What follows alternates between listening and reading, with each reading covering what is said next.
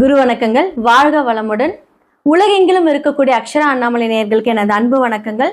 நான் உங்கள் டிஎன்ஏ மற்றும் பிரசன்ன ஜோதிடர் சுப்ரஜா சுரேஷ்குமார், கோவையிலேருந்து. ஸோ இன்னைக்கு நம்ம பார்க்க போகிறது ஆகஸ்ட் மாத பலன்கள். யாருக்கெல்லாம் ஃபேவராக இருக்க போகுது, யாருக்கெல்லாம் அன்ஃபேவராக இருக்க போகுது அப்படிங்கிறத நம்ம பார்க்க போகிறோம். பொதுவாக இந்த வீடியோவில் மேஷம்லேருந்து மீனம் வரைக்கும் நடக்கக்கூடிய அவங்களுக்கு என்னென்னலாம் கெரியரில் நடக்க போகுது, மாணவர்களுக்கு எந்தெந்த விஷயங்கள் ஜாக்கிரதையாக இருக்கணும், அதே மாதிரி தொழில் யார் தொடங்கலாம், யாரெல்லாம் பிளான் பண்ணலாம், இல்லை என்ன மாதிரியான காரியங்கள் மூலியமாக அதை நீங்கள் சரி செய்துக்கலாம் அப்படிங்கிற எல்லா விஷயத்தையும் பற்றி நம்ம பார்க்க போகிறோம். பொதுவாக பெண்கள் எந்த விஷயத்தில் ஜாக்கிரதையாக இருக்கணும் எல்லாமே ஆகஸ்ட் மாதத்தில் கண்டிப்பாக நம்ம பலன்கள் மூலியமாக சொல்லலாம். நீங்கள் இதெல்லாம் எப்படி சரி செய்துக்கலாம் அப்படிங்கிறது நான் சொல்லிக்கிறேன். முக்கியமாக இது பார்த்திங்கன்னா பொது பலன்கள் எதுக்கு எல்லாருமே சொல்கிறோம் அப்படின்னா, ஒரு சில பேர்த்துக்கு இது ஆப்டாக இருக்கும், ஒரு சில பேர்த்துக்கு பார்த்திங்கன்னா டிஃப்ரெண்ட்டாக இருக்கும். உங்களுடைய சுய ஜாதகத்தை பாருங்கள். ஏன்னா செவ்வாய் ரிஷபத்துலேருந்து மிதுனமுக்கு மாறுகிறாரு. அதே மாதிரி பார்த்திங்கன்னா சூரியன்லேருந்து எல்லா கிரகங்களும் அதனுடைய மாற்றத்தை டிரான்சிட் கொடுக்கும்போது நமக்கு என்ன மாதிரியான பலன்கள் நடக்கும் அப்படின்னு பற்றி தான் நம்ம பார்க்க போகிறோம். உலகளாவிய விஷயங்கள் பார்க்கும்போது அரசியலில் பெரும் மாற்றங்கள் வரப்போகுது. எதெல்லாம் நம்ம நல்லதுன்னு நம்புகிறோமோ அந்த மாதிரி விஷயங்கள் எல்லாம் பார்த்திங்கன்னா ஒரு ட்ரமாட்டிக் சேஞ்சஸ் நம்ம கொடுக்க போகிறோம். அதே மாதிரி உணவு சார்ந்த விஷயங்களை ஒரு பெரிய மாற்றங்கள் நம்ம பார்க்க போகிறோம். அதே மாதிரி நிறையா சீற்றங்கள், இயற்கை சீற்றங்கள், அழிவுகள், ஏன்னா இது கலியுகம் அப்படிங்கிறனால பார்த்திங்கன்னா அழிவுகள் நிறையா இருக்க போகுது இந்த மாதத்துலேயும். ஸோ நார்தன் சைடு எடுத்துக்கிட்டோங்க. அதே மாதிரி பார்த்தீங்க அப்படின்னா இன்னுமே இந்த துபாய் சைடு, கத்தார் சைடு, அதே மாதிரி உங்களுக்கு அமெரிக்கா, இது எல்லாமே சிறிய அளவில் பெரிய அளவில் பாதிக்க போகுது. ஸோ இதிலிருந்து கண்டிப்பாக நம்மளோட ப்ரேயர்ஸ் மட்டுமே தான் நம்மளை பாதுகாக்க போகுது. உங்களுடைய சொந்தக்காரங்க எல்லாருமே அங்கே இருப்பாங்க, கொஞ்சம் சேஃபாக இருந்துக்க சொல்லுங்கள். இந்த ஆகஸ்ட் மாதம் நிறைய சேஞ்சஸ் நம்ம பார்க்க போகிறோம். மேஷம்லேருந்து மீனம் வரைக்கும் எப்படிப்பட்ட மாற்றம், எப்படிப்பட்ட விஷயங்கள், பலன்கள் இருக்க போகுது அப்படிங்கிறத பார்க்கலாம். தனுர் ராசி மற்றும் லக்னக்காரர்களுக்கு இந்த ஆகஸ்ட் மாத பலன்கள் எப்படி இருக்குது? ஸ்டில் ராகு 3ஆம் இடத்துல இருக்கிறாரு. 4ஆம் இடத்துல சனி வக்ரகதியில் இருக்காங்க. 3ஆம் இடம் ராகு என்ன பண்ணும்? தேவையில்லாத நட்புகள் மூலியமாக பிரச்சனைகள். ஸோ 3ஆம் இடம் அப்படிங்கிறது மறைவு ஸ்தானம் தான், ஓகேவா? அப்போ தெரியாத ஒரு நட்பு வைக்கும்போது என்னாகும் அப்படின்னா, இந்த டிசம்பரில் என்ன பண்ணுவார், ராகு மாறுவார், அதெல்லாம் வெளிவந்துடும். ஜாக்கிரதையாக இருங்க. ஸோ 4ஆம் இடத்துல அப்படின்னு சொல்லக்கூடிய பார்த்திங்கன்னா 2, 3 அப்படின்னு சொல்லக்கூடிய சனி பகவான் 4ஆம் இடத்துல வக்ரகதி ஆகிறாரு. அப்போ குடும்பம் சார்ந்த ஒரு முயற்சி எல்லாமே பார்த்திங்க அப்படின்னா இந்த காலகட்டத்தில் கொஞ்சம் நிறைய எடுக்கக்கூடிய விஷயங்கள், தேடி போய் பண்ணக்கூடிய விஷயங்களாக இருக்கும்.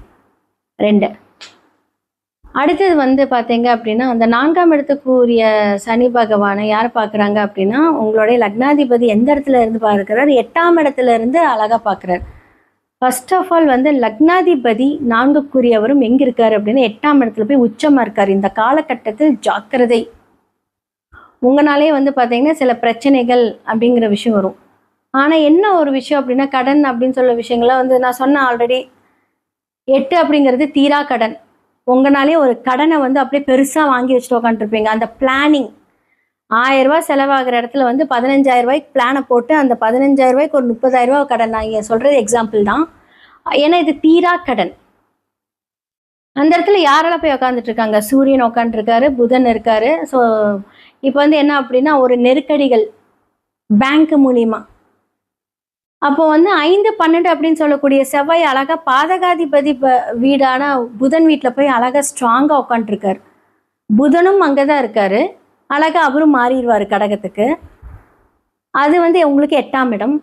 7 பாதகாதிபதி, 8 பிரச்சனை. இப்போ 7, 8 உங்களுக்கு தொடர்ந்து வருது இல்லையா? அது ஒரு புதன் வீட்டில் இருக்கும்போது தனுர் லக்னக்காரர்களுக்கு கொஞ்சம் ஃபேவரபிளாக இருந்தாலும், ஆனால் மற்ற கிரகங்களோட சூழ்ச்சிகள் அப்படிங்கிறது இருக்குது. அப்போ குழந்தைகள் மூலியமாக சில ப்ராப்ளம்ஸ் ஃபேஸ் பண்ணுவீங்க. 5ஆம் இடம் அப்படிங்கிறது குழந்தைகள். 5ஆம் இடம் அப்படிங்கிறது குலதெய்வம். இந்த காலகட்டத்தில் குல தெய்வம் போகலாமான்னு கேட்டால் அந்த கோவிலுக்கு போகக்கூடாது. 5ஆம் இடம் அப்படிங்கிறது பிளானிங். மனசுக்கு பிடிச்ச விஷயங்கள் செய்கிறது 5ஆம் இடம். நீங்கள் மனசுக்கு பிடிச்ச விஷயங்கள் செய்வீங்க, அது பின்னாடி பிரச்சனையாக போய் முடியும். அதுதான் நான் சொல்கிறேன். ஏன்னா 7ஆம் வீடு புதனோட வீடு. புதன் வீட்டில் இப்போ செவ்வாய், அப்போ செவ்வாய் வீடு கொடுத்த புதன் வந்து 8ல். அப்போ வந்து என்னன்னா உங்களுடைய இந்த காம்பினேஷன் வந்து பார்த்தீங்கன்னா நல்லா இருக்கான்னு கேட்டால் நோ. அதைத்தான் நான் சொல்கிறேன். ஸோ 9க்குரிய சூரியனும் என்னாகும், 8ல் இருக்கு. அப்போ 9ஆம் இடம் அப்படிங்கிறது தந்தையை குறிக்கும். இந்த மாதத்தில் உங்களுடைய தந்தையோட ஹெல்த்து எல்லாமே கொஞ்சம் கவனமாக பார்த்துக்கோங்க. அவர் வெளியே போயிட்டு வர்றாருன்னா கொஞ்சம் பார்த்து போயிட்டு வர சொல்லுங்கள். தேவையில்லாமல் ஏதாவது அடிபடுறது, அவருக்கான செலவுகள் இதெல்லாமே இருக்கும். ஸோ குழந்தைகளுக்கு ஏதாவது ஒரு செலவுகள், அது வந்து சுப செலவுகளாக இருந்தால் நல்லது. ஆனால் அந்த செலவு எங்கே போயிருக்கு, 7ஆம் இடத்துல போய் உட்காந்துருக்கு, புதன் 8ல் இருக்குது. தேவையில்லாத செலவுகள் குழந்தைகள் மூலியமாக, 12ஆம் இடம் அப்படின்னு சொல்லக்கூடிய விஷயங்கள் மூலியமாகவும் விரயங்கள் ஏற்படும். அப்போது எக்ஸ்ட்ரீமான ஒரு லோன் வாங்கி அதுக்காக வந்து வட்டி மேலே வட்டி, வட்டி மேலே ஒரு குட்டி, இதெல்லாம் நீங்கள் வாங்கி வாங்கி வாங்கி அப்படியே ஒரு மாதிரி பெரிய பாறாங்கள் மேலே உங்கள் தலையில் வச்சு உட்காந்துருப்பீங்க.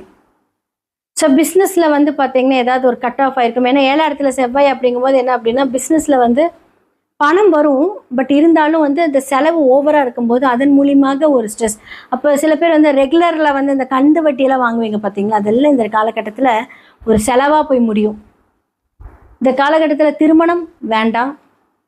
இந்த மாதத்தில் லவ் பிரச்சனை அப்படிங்கிறது கொஞ்சம் ஓங்கி இருக்கும். சில பேர்த்துக்கு வந்து பிரேக்கப் ஆகக்கூடிய ஒரு நிலைமை இருக்கும். அன்வான்ட் ரிலேஷன்ஷிப்பை தேவையில்லாத வளர்த்துக்காதீங்க. இதுதான் மெயின் அலர்ட் உங்களுக்கு.